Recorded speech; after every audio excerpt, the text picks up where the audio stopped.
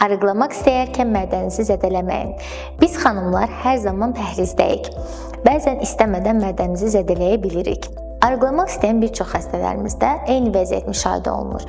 Ya tamamilə qidanı kəsirlər və yaxud da yalnız proteinlə qidalanırlar. Bu isə mədəmiz üçün əsl işgəncədir. Uzun müddətli aclıq mədə turşuluğunun artmasına, reflüks və qastrit kimi xəstəliklərin yaranmasına səbəb ola bilər.